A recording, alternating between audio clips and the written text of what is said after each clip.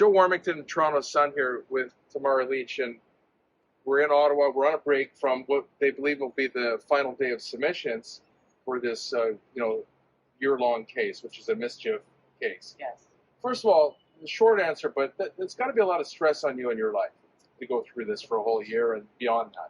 It's definitely changed my life in just about every way, really. You know, my family, my marriage, traveling back and forth, obviously. I lost my job after I was arrested on that alleged breach that was dropped.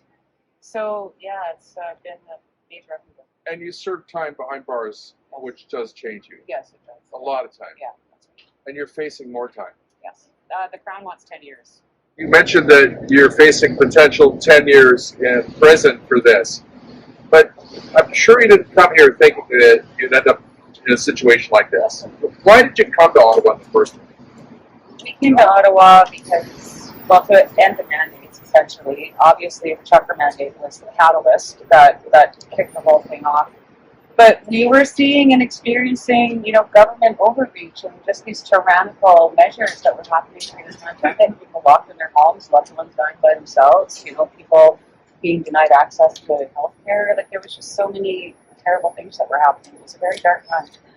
Do you feel that you're a political prisoner here, or do you think you're getting some fair justice? I think this is definitely a political persecution. They don't go after mischief cases like they're going after these. As you've seen even just here today, they have no evidence against me of committing the crime ever. I mean, we always advocated for peaceful protest.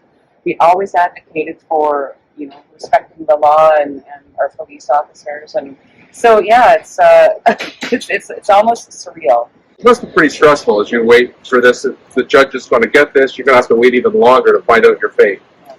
It'll be. We're anticipating in January. And you can't have a life. You can't relax. You can't travel the same way.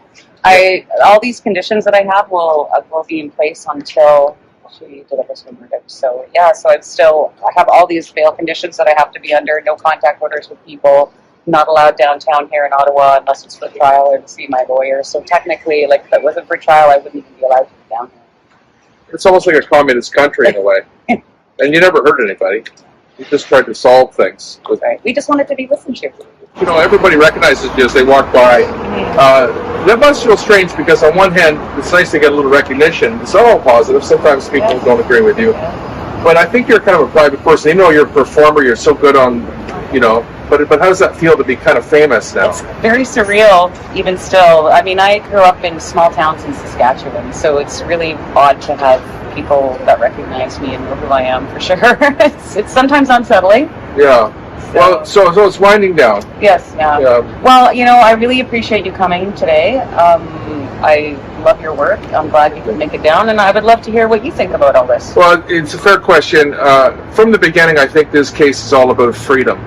It's freedom of protest or freedom of demonstration. You're not a protester. You've never protested in your life. So for you to be on trial, it's a political persecution. You're a political prisoner. That's how I feel about it.